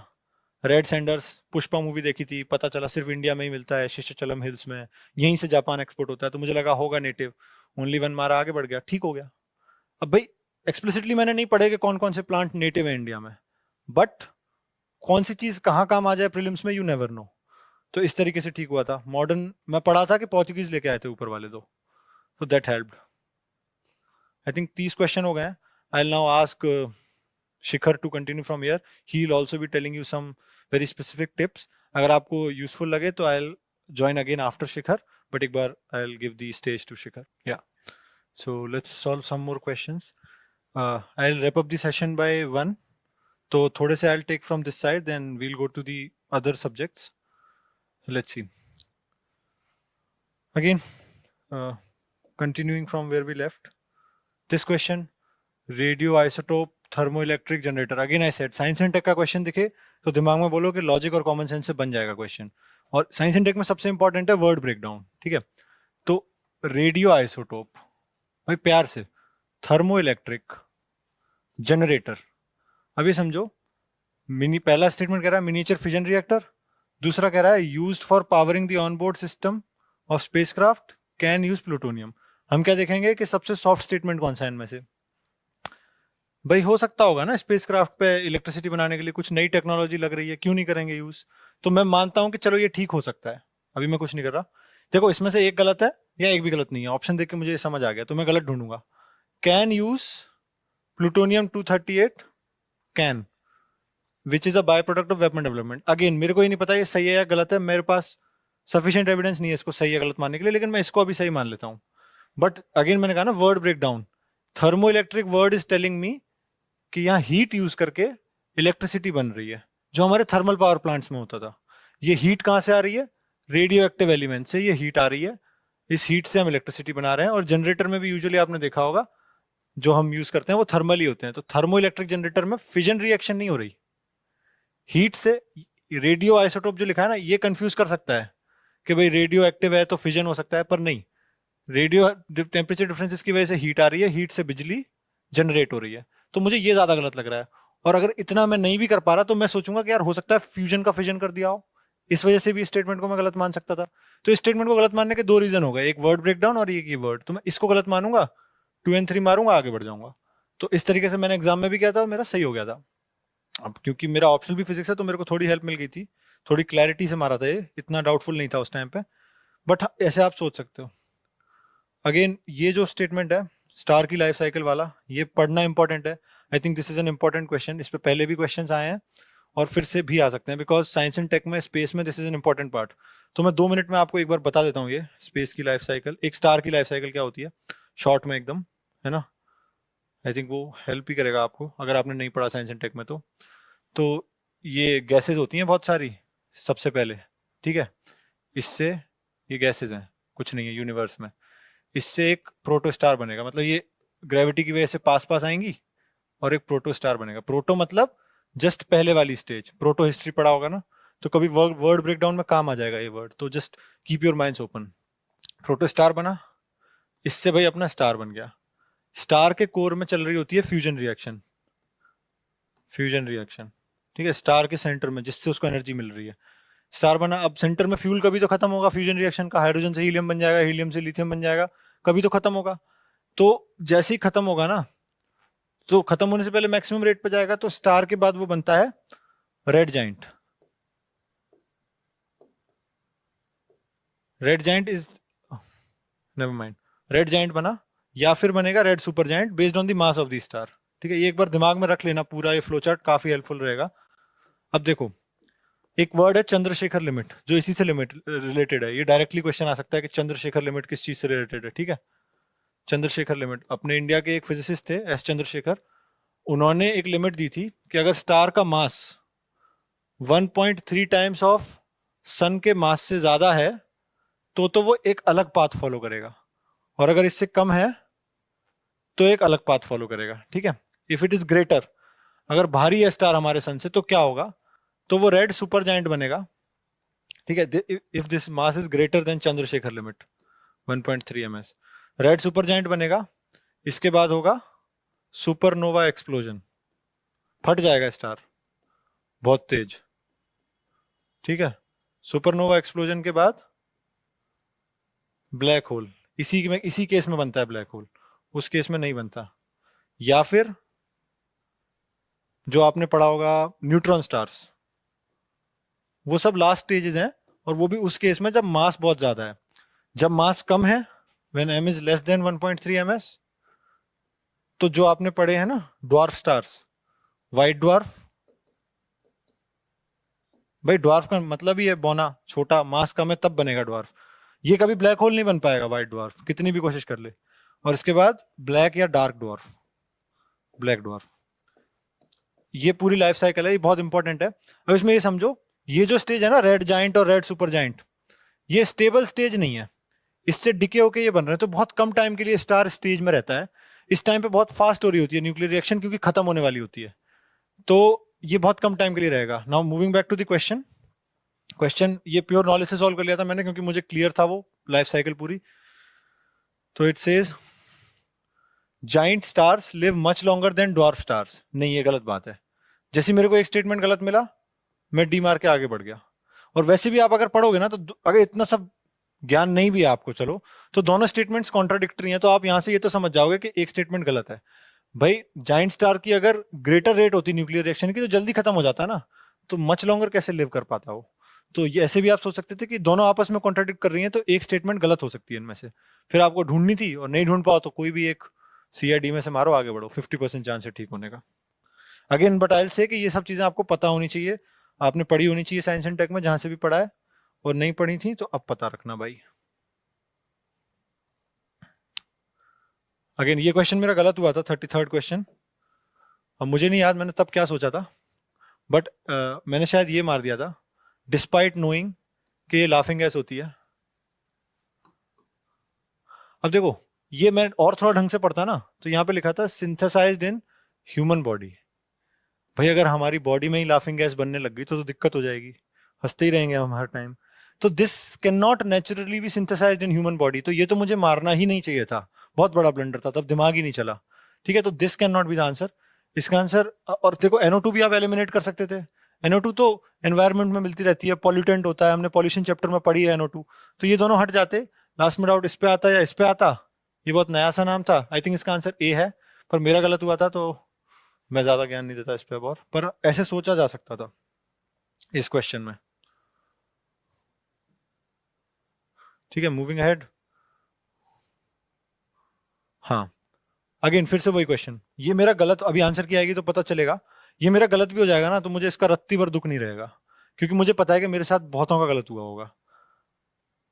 इन how many of the above activities can the radars be used, can the radars be used? Identification of narcotics on passengers at airport और in aircraft. I cannot tell कि इसमें नहीं यूज करते होंगे, हम नहीं कर रहे, मान लो यूएसए वाले कर रहे होंगे। इस पूरे आइडेंटिफिकेशन प्रोसेस में कहाँ यूज कर रहे हैं नहीं पता हमको, हो सकता है सबसे पहले एंट्री पे ही जो गेट में लगा हो रेडार जिससे हम घुस रहे हैं उस रूम में, in the entire process it is being used ना, तो इसको किसी को भी मैं नेगेट नहीं कर पाऊंगा यार, किसी को भी। तो मतलब फिर तीनों में ही यूज होगा रेडार, और मैं ऑल 3 मार के चला जाऊंगा। हो सकता है यूपीएससी इसका कुछ और आंसर दे दे, बट ठीक है भाई, फिर वो तुम्हारी दिक्कत है। मैं तो इसका आज भी आएगा, मतलब आंसर की आने के बाद भी अगले साल ये क्वेश्चन रिपीट हो गया तो मैं फिर से ऑल 3 मार के आऊंगा। आई एम नॉट लाइंग, क्योंकि अपनी प्रोसेस में फॉलो करता रहूंगा। अगर मेरे 4 गलत होंगे तो 6 सही होंगे उस प्रोसेस से। अगेन ये फिर मैंने गलत किया, and this is my fault, this was one of the silly mistakes I made. मेरे नोट्स में से था क्वेश्चन, फिर भी गलत किया। नोट्स में आई न्यू कि इंडिया के पास सिर्फ 4.5 जनरेशन फाइटर जेट्स हैं, 5th जनरेशन नहीं है, बट उस समय पता नहीं क्या चला दिमाग में, याद नहीं आया। तो ऐसी गलतियां आपसे भी होंगी, try to avoid them. I think इसका आंसर नन है। एक भी नहीं है इंडिया के पास। I think Rafale is 4.5G, most modern ये है, और ये वाला पुराना है, और ये शायद अभी डेवलपमेंट स्टेज में है, और ये भी अपग्रेड करने की बात चल रही है, तो ये भी 5G नहीं है। तो this is how you could have solve. I think अब हम 50 के बाद मूव ऑन करते हैं, 50 के बाद वाले क्वेश्चन पे चलते हैं। तो थोड़े दूसरे सब्जेक्ट्स आएंगे। Science and tech, environment, geography हमने कवर कर लिया।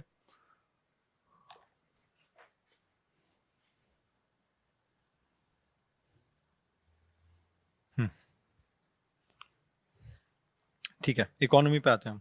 ठीक, इकोनॉमी में भी लॉजिक और कॉमन सेंस बहुत सही से लगता है। Economy is again one of the big 4 subjects, और थोड़ा दिमाग लगा के करोगे तो हो जाएगा। पर उसके लिए आपको इकोनॉमी पढ़ी होनी चाहिए। लॉजिक लगाने के लिए you must know fundamental concepts very well economy के। ठीक है, अब ये क्वेश्चन है अगेन 2 स्टेटमेंट। मेरा एम है कि गलत स्टेटमेंट कौन सी है वो ढूंढता हूं इनमें से। If the United States of America were to default on its debt, holders of US treasury bonds will not be able to exercise their claim to receive payment. भाई तुमको पता है गवर्नमेंट सिक्योरिटीज सबसे सेफेस्ट इंस्ट्रूमेंट है investment के लिए, उनको guilt as securities बोलते हैं। उसमें गवर्नमेंट गारंटी ले रही है कि भाई हम तुम्हारा पैसा लौटा देंगे, हमको अभी दे दो, जरूरत है। और यूएसए तो वर्ल्ड की सबसे बड़ी इकोनॉमी है। अगर ऐसा पता हो लोगों को कि भाई ये कल को डिफॉल्ट कर जाएंगे, पैसा वापस नहीं करेंगे, तो मैं क्यों लगाऊंगा उसमें पैसा। इंटरेस्ट रेट वैसे ही कम होता है गवर्नमेंट सिक्योरिटीज में, ट्रेजरी बॉन्ड्स में। तो ये स्टेटमेंट तो डायरेक्टली गलत है ना।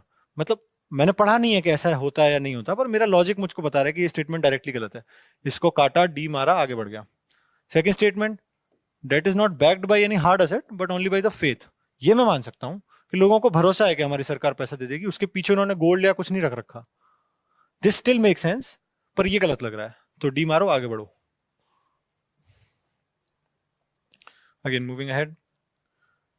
जैसे ये क्वेश्चन नहीं पता था ना मेरे को, लेकिन सही हुआ, और मैं इसको छोड़ देता पहले अटेम्प्ट में, इसीलिए नहीं हो रहा था सिलेक्शन प्रीलिम्स में। अगेन स्टेटमेंट 1 स्टेटमेंट 2 गलत ढूंढूंगा, मिली तो ठीक, नहीं तो फिर आगे सोचेंगे। सिंडिकेटेड लैंडिंग नहीं पढ़ा कभी, किसी इकोनॉमी नोट्स में नहीं था, किसी टेस्ट में नहीं आया ये क्वेश्चन। पर शब्द मुझे क्या बता रहा है, सिंडिकेट। मूवीज देखी होंगी, शोज देखे होंगे। Syndicate means a group of people. Crime syndicate, जो ऑर्गेनाइज क्राइम के ग्रुप्स होते हैं, है ना। तो एक ग्रुप ऑफ पीपल मिलके लोन दे रहे हैं, चलो मुझे इतना समझ में आ गया। It spreads the risk of borrower default across multiple lenders. सही बात है, मैं और मेरे 4 दोस्त मिलकर अगर उधार देंगे अपने किसी दोस्त को, और उसने कल को नहीं लौटा है, तो हम सबका नुकसान हो रहा है ना। तो मेरा रिस्क कम हो गया, मेरे पहले 100 रुपए डूबते, अब 10 रुपए डूबेंगे। तो बिल्कुल सही बात है, ये logically also making sense. The syndicated loan can be a fixed amount but can not be a credit line. क्यों? दूसरी बात, जब भी स्टेटमेंट की फॉर्मेशन ऐसा हो ना थोड़ा सा कि उसको जान पूछ के गलत बनाया गया है, तो दिमाग में चमकना चाहिए कि बट कैन नॉट लगा के लिखा है। देखो ये स्टेटमेंट्स ना हमेशा किसी न्यूज़पेपर आर्टिकल, किसी बुक में से कॉपी पेस्ट करके डालते हैं, और वो लोग कभी ऐसी लैंग्वेज यूज नहीं करते। वो स्टेटमेंट जहां से इन्होंने कॉपी पेस्ट किया होगा वो होगा syndicated loan can be a fixed amount और अ क्रेडिट लाइन। बट इन्होंने कहा इसको गलत भी तो बनाना है, सब सही सही थोड़ी डाल देंगे, तो ये जबरदस्ती की गई चीज है। और भाई खुद से पूछो क्यों नहीं हो सकता क्रेडिट लाइन? क्रेडिट लाइन क्या है? हम तुमको उधार दे रहे हैं लेकिन एक साथ देंगे, धीरे धीरे करके मत मांगना। नहीं, डजंट मेक सेंस। तो इसको मैं काटूंगा, सी मारूंगा, आगे बढ़ जाऊंगा। Just that common sense. ना सिंडिकेटेड लैंडिंग पढ़ा था मैंने, ना यूएस ट्रेजरी बिल्स पढ़ा था कभी अलग से, बट लॉजिक, कॉमन सेंस, इससे हो जा रहे हैं क्वेश्चन, और ये सब सही हो रहे हैं क्वेश्चन। सीधे फ्री के 2 नंबर बट रहे हैं। अब ये नॉलेज से करने वाला क्वेश्चन है, इसमें लॉजिक मत लगाना फालतू में।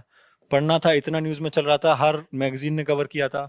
डिजिटल रुपी क्या है, लॉन्च भी हुआ लास्ट ईयर, तो you should know that. Sovereign currency issued by RBI, सही बात है।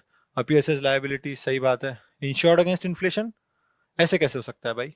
तो मेरे को लगा ये तो बस जो नोट है ना उसका एक डिजिटल फॉर्म है, इतना पढ़ा था मैंने इसके बारे में, उससे सारे स्टेटमेंट बनते हैं। तो नोट तो इन्फ्लेशन के अगेंस्ट इंश्योर्ड नहीं होता ना, कोई कैश नहीं रखना चाहता अपने पास इन्फ्लेशन के टाइम पे, तो ये गलत किया। फ्रीली कन्वर्टेबल, सही बात है। तो इससे आंसर भी आ गया। देखो मैं ये करते टाइम ना ऑप्शंस नहीं देखता। अगर मैंने ये किया और मेरे को मिल गया ना 1 2 एंड 4, तो आई एम 100% श्योर कि मैंने सही किया होगा ये क्वेश्चन। इसका डी मारूंगा, आगे बढ़ जाऊंगा। अब इसमें नहीं लगाना कोई लॉजिक, वरना फिर गड़बड़ करोगे। इसमें लगाओगे फ्रीली कन्वर्टेबल, ये फ्रीली जबरदस्ती लगाया होगा, नहीं नहीं, यहाँ नहीं सोचना, ये नॉलेज से करने वाला क्वेश्चन है। तो this was the balance I am talking about, कि समझ में आना चाहिए कि कहाँ नॉलेज लगानी है और कहाँ एलिमिनेशन। वरना फिर बाद में आके बोलोगे कि आपने तो ये ट्रिक बताई, ये लगी नहीं, और वो क्वेश्चन था राइट टू प्राइवेसी कौन से फंडामेंटल राइट के अंदर आता है, तो भाई उसमें क्यों लगा रहे हो तुम ट्रिक, है ना। ये क्वेश्चन नहीं पता था, याद भी नहीं है सही हुआ या गलत, इसको मैं छोड़ देता हूँ यार, आर्ट एंड कल्चर में मुझे नहीं लगता इस क्वेश्चन में मैं कुछ बता पाऊंगा ट्रिक या नॉलेज, और मुझे आंसर भी नहीं पता इसका, तो I leave this. But I hope economy में आपको समझ आया होगा कि कैसे लगती है नॉलेज और ट्रिक्स।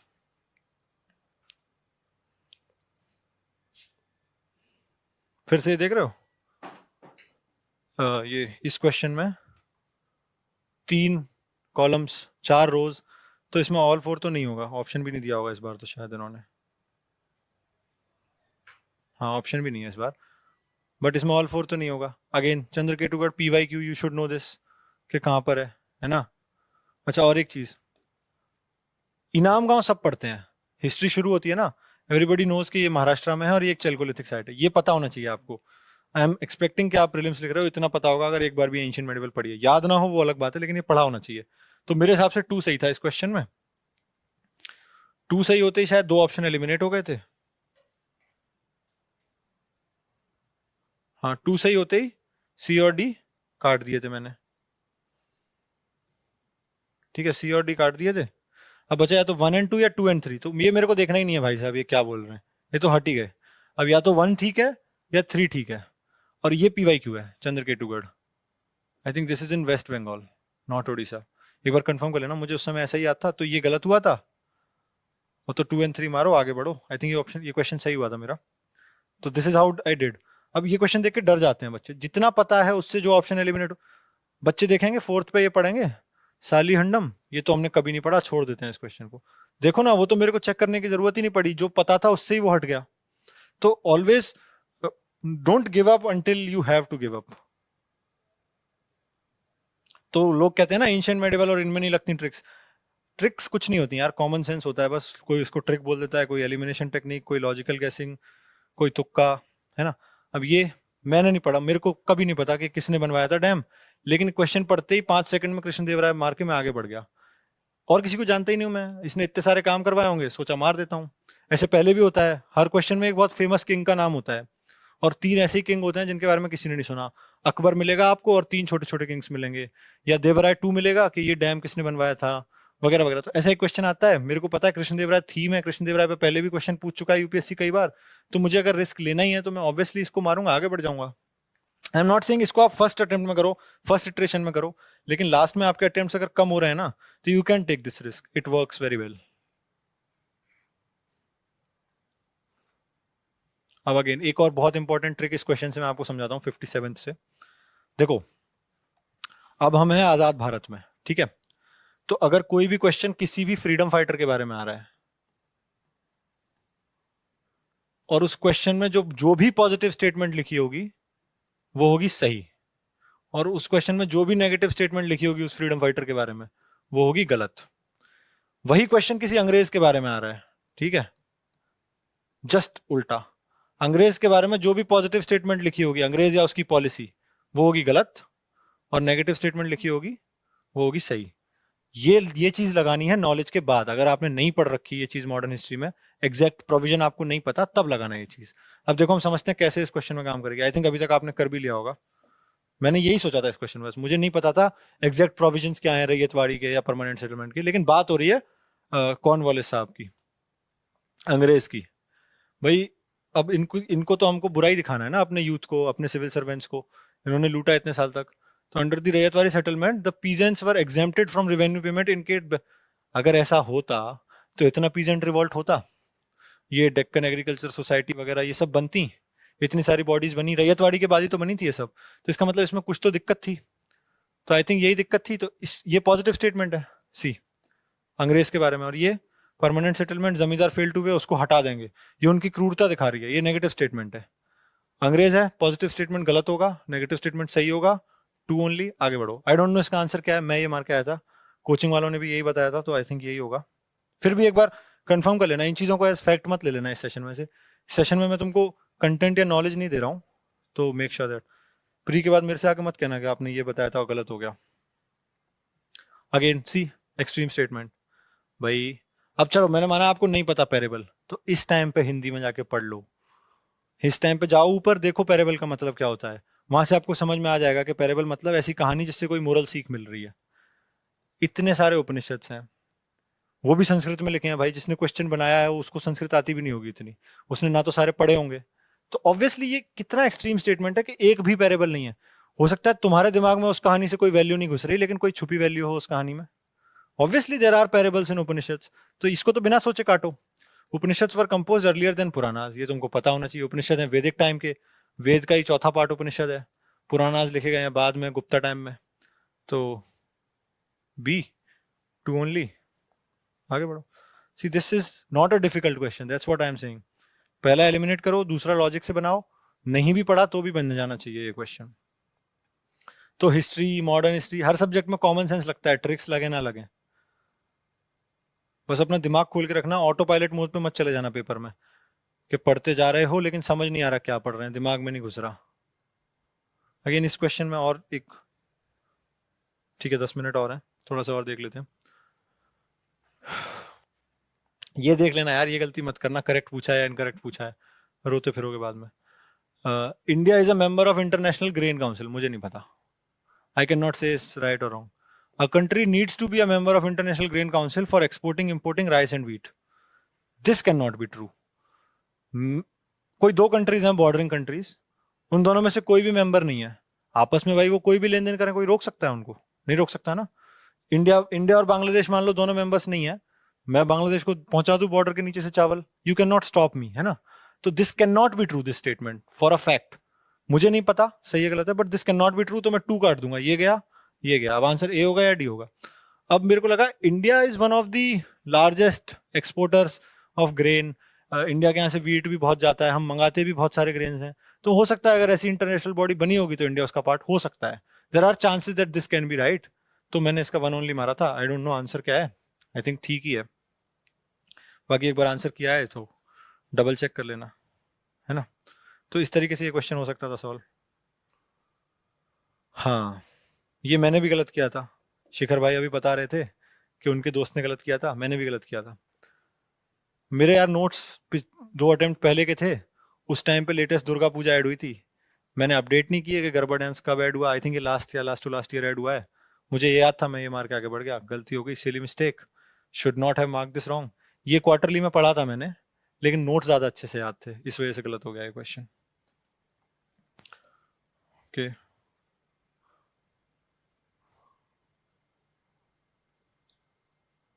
यार, ये देखो पॉलिटी में ना ज्यादा लॉजिक तुक्के ये सब लगाने की कोशिश मत करना, उसमें 1-2 चीजें हैं पॉलिटी में। कोई चीज अगर ऐसा बोल रहा है कि ये चीज एक्सप्लिसिटली कॉन्स्टिट्यूशन में लिखी है तो ये जनरली गलत होता है, मेंशन्ड इन दी कॉन्स्टिट्यूशन, ये आ गया किसी स्टेटमेंट में तो वो गलत होता है जनरली। एक ट्रिक तो ये काम करती है पॉलिटी में, और दूसरी ट्रिक मिनिस्ट्री गलत होती है मोस्टली, ये काम करती है। और बाकी पॉलिटी मोस्टली लक्ष्मीकांत से बन जाता है, तो उसमें फालतू दिमाग मत लगाना, अपने नॉलेज से बनाते चलना, जब कुछ नहीं समझ आ रहा तब देखेंगे उसमें ट्रिक्स में, है ना। तो पॉलिटी के क्वेश्चन में स्किप करता हूँ। अब हाँ, मैं कई पॉडकास्ट में बता चुका हूँ एक्चुअली क्या हुआ था। सेकंड राउंड के बाद ना मेरे 3 क्वेश्चन बच रहे थे लास्ट में, और उन तीनों को मैं कुछ तो सोच चुका था दिमाग में, लेकिन मैंने मार्क नहीं किए थे। हमारे में 97 पे था और कुछ 30 सेकंड के आसपास बचे हुए थे, तो मैं उस समय खुद से बोल रहा था कि क्या मैं करूं इन 3 क्वेश्चंस को मार्क, अगर ये तीनों गलत हो गए और इस वजह से मैं कट ऑफ से नीचे हो गया तो मैं माफ नहीं कर पाऊंगा खुद को। तो मैंने सोचा नहीं करता हूँ। फिर मैंने खुद को बोला जितने भी मॉक्स दिए हैं सब में 100 मार्क किए हैं, खुद से वादा किया है कि 100 ही करके आऊंगा चाहे कुछ भी हो जाए, तो मैंने जो सोचा है वो कर देता हूँ। एंड लकीली वो तीनों मेरे सही हो गए थे, तो मेरे को उन 3 को मिलाते ही पता चल गया था कि निकल जाएगा प्रीलिम्स इस बार, ठीक है। तो ये 2 क्वेश्चन उन 3 में से हैं जो मुझे नहीं आते थे लेकिन मैंने मारे, और कैसे मारे मैं वो बताता हूँ। अब देखो यहाँ पे ये होता है अपनी प्रिपरेशन को ट्रस्ट करने की बात। आई ट्रस्टेड माई प्रिपरेशन, कि मैंने जिस इंसान के बारे में जो पढ़ा है ना तो उसके बारे में सब कुछ इंपॉर्टेंट पढ़ लिया होगा। अब इसमें पूछा है ये भाष्य है, इन्होंने कौन सी किताब लिखी है इसमें से। देखो महाभाष्य मैंने पढ़ा है, पतंजलि ने लिखी है शायद। नाट्य शास्त्र पढ़ा है, भरत मुनि ने लिखी है, बहुत फेमस बुक्स हैं, ये नहीं पढ़ी तो दिक्कत वाली बात है ना। अब बचे ये, तो ये दोनों तो नहीं होंगे, इनके राइटर्स के तो मुझे एक्सप्लिसिटली नाम ही पता है, काव्यलंकारा और मध्यम व्यायोगा। अब इसमें शिखर भाई वाली ट्रिक लगा देता तो गड़बड़ हो जाती, ए मार देता तो। पर काव्यलंकारा और ऐसी एक बुक है सूत्रलंकारा, ये दोनों भी पढ़ी पढ़ी लग रही हैं। एंड मेरे को ऐसा वेग आइडिया था कि किसी और राइटर का नाम पढ़ा था इनमें, तो इसमें भी हल्का सा डाउट हो रहा था, तो इसमें मैंने सी मार दिया। इससे ज्यादा कुछ नहीं था इस क्वेश्चन में, बस मैंने इतना ही किया था। सिमिलरली ये क्वेश्चन इसमें लग रही है शिखर भाई वाली ट्रिक, है ना। अगेन सेम चीज करूंगा मैं। संघभूति, मुझे नहीं पता ये कौन है, बुद्धिस्ट मॉन्क है, ट्रेवल टू चाइना, इसमें बोला इन्होंने किस पे कमेंट्री लिखी है, ठीक है, ये किताब मैंने पढ़ी है बुद्धिस्ट लिटरेचर में, ये पढ़ी है, मतलब किताब नहीं पढ़ी, ये पढ़ी है कि ये किताब किसने लिखी है। तो मेरे को पता था ना ये होगा ना ये होगा। अब दो बची, ये और ये। अब ये क्वेश्चन ठीक हुआ मेरे इग्नोरेंस की वजह से। उस समय मुझे क्या लगा, ये जो नाम है ना प्रज्ञ परमिता, ये मेरे को थोड़ा सा जैन वाली वाइब दे रहा था। ऑल्दो है नहीं, ये भी एक बुद्धिस्ट बुक ही है, लेकिन एग्जाम में मुझे ये जैन वाली वाइब दे रहा था। तो मैंने इसको भी काटा, सी मारा, आगे बढ़ गया, सही हो गया। आई थिंक सी है इसका answer, if I remember correctly. मैंने सी मारा था एग्जाम में, आंसर एक बार चेक कर लेना, सही हुआ था। ठीक है, तो इस तरीके से ये दो क्वेश्चन बनाए जो मैं छोड़ने वाला था, जिनका कोई आइडिया नहीं था। करे इसलिए क्योंकि मैं एलिमिनेट कर पाया इनमें एक दो ऑप्शंस को। अगर वो भी नहीं कर पाता तो शायद छोड़ देता, शायद, नॉट श्योर। 3-4 और क्वेश्चन देख लेते हैं, उसके बाद 2-3 बातें बताऊंगा और खत्म करते हैं अपन। अब इतने नंबर आ रहे हैं, मतलब आई एम एक्सपेक्टिंग अराउंड 110। अभी फॉरेस्ट का रिजल्ट नहीं आया तो मार्कशीट नहीं आई है मेरी, बट उसके बाद भी ये क्वेश्चन गलत करके आया हूं मैं। बताओ ये क्वेश्चन क्यों गलत किया? क्योंकि क्वेश्चन ही नहीं पढ़ा पूरा। प्रॉपर्टीज वर्ल्ड हेरिटेज साइट्स कौन कौन सी हैं, ये भी है, ये भी है, ये भी है, ये भी है, ऑल फॉर मारो, आगे बढ़ो। ये कौन पढ़ेगा भाई? गड़बड़ हो गई, सिली मिस्टेक हो गई। इसीलिए बोल रहा हूँ लास्ट तक क्वेश्चन पढ़ा करो हमेशा। ये मैंने जो टेलीग्राम चैनल पे सेशन लिया था उसमें भी इस बात पे जोर दिया था कि लास्ट तक क्वेश्चन पढ़ो। हो सकता है यहाँ दे देते वर नॉट इंक्लूडेड, तो भी गलत हो जाता, तो भी इसका आंसर कुछ और हो जाता। तो एक बार देख तो लो वो पूछ क्या रहा है। तब से मैंने आदत डाली थी कि ये वाला पार्ट पहले पढ़ूंगा, क्योंकि एक्चुअल क्वेश्चन यहाँ लिखा होता है, उसके बाद यहाँ जाऊंगा कि भाई हाँ बताना क्या है मुझे, इस पर सर्कल करूंगा। तो खुद खुद के अंदर भी डालो ये बात कि ऐसी गलती मत करके आना यार। ये क्वेश्चन जिन्होंने पढ़ी है एटलीस्ट उनका तो सही हुआ होगा, तो डोंट मेक दिस मिस्टेक। बहुत गुस्सा आएगी अपने ऊपर। Cool, moving ahead. पॉलिटी छोड़ देते हैं। ये क्वेश्चन में भी मैं काफी कंफ्यूज हुआ था। ठीक है, इसको डिस्कस कर लेते हैं। इनमें से कौन सी कंट्रीज में पॉपुलेशन डिक्लाइन हो रही है? देखो जापान सबको पता होगा, बहुत सारे मीम्स बनते हैं, है ना, एवरीबडी नोज के जापान में पॉपुलेशन डिक्लाइन हो रही है, तो 2 होना ही चाहिए। ये गया, ये गया। अब मैं कंफ्यूज था कि 1 होगा कि नहीं। 2 और 4 देखो श्योर हो गए, बस इतने से मेरा ये श्योर हो गया, ये श्योर हो गया, ये हट गया, ये हट गया। ऑल्दो वैसे भी ये अफ्रीकन कंट्रीज हैं, यहाँ पॉपुलेशन की कोई दिक्कत ही नहीं है। अब बचा इटली में कम हो रही है कि नहीं हो रही।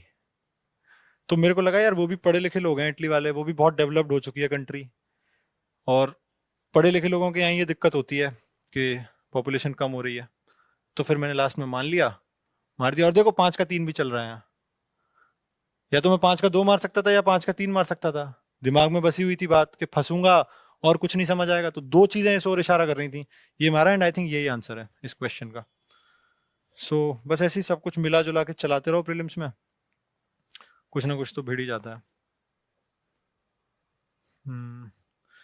अब आई थिंक इसमें ढूंढने में टाइम लगा। एक क्वेश्चन था जिसमें स्टेटमेंट 1 लिखा था कि India imports no apples from USA. ये क्वेश्चन मैंने फर्स्ट इटरेशन में किया था, इस स्टेटमेंट को गलत माना था, आगे बढ़ गया था। Because you can not prove this, no apples from USA. अगर मैं यूएस घूमने जाऊं और वहां से अपने बैग में भर लाऊं 5 किलो, तो वो भी इंपोर्ट ही काउंट होगा बैलेंस ऑफ पेमेंट्स में, है ना। तो भाई कर लिए इंपोर्ट, तो you can not directly prove कि इंडिया एक भी एप्पल मंगाता ही नहीं है यूएस से। तो इसीलिए मैंने उसको गलत माना, और दिस इज द क्वेश्चन जो फर्स्ट इटरेशन में किया है मैंने, despite not knowing anything about apples, imports and USA. तो कुछ क्वेश्चंस आप कन्विक्शन के साथ मार्क भी कर सकते हो, है ना। So this is the last question I wanted to discuss. One thing I wanted to say is, जो भी ट्रिक्स एंड टिप्स मैंने अभी आज डिस्कस की, इसमें से मेरी ओरिजिनल कुछ भी नहीं है। मैंने भी सब यूट्यूब वीडियोस, सेशंस, दूसरे लोगों की क्लासेस देख के ही सीखी हैं, तो all credit goes to them. मैंने खुद से प्रैक्टिस कर करके कुछ जो इनोवेशंस किए हैं वो ऐड कर दिए इसमें। आप भी प्रैक्टिस करोगे तो ये आपकी अपनी बन जाएंगी। बिना प्रैक्टिस के अंधा तुक्का मत लगाना। अभी 3-4 दिन है, प्रीवियस ईयर पेपर्स उठाओ, ये ट्रिक्स लगा के क्वेश्चन सॉल्व करने की ट्राई करो। खुद से बात करते करते पेपर करो, पर जोर से नहीं, मन में बात करना। बस I think that will be it from my side for this session. All the best to every one of you for your prelims. फोड़ देना।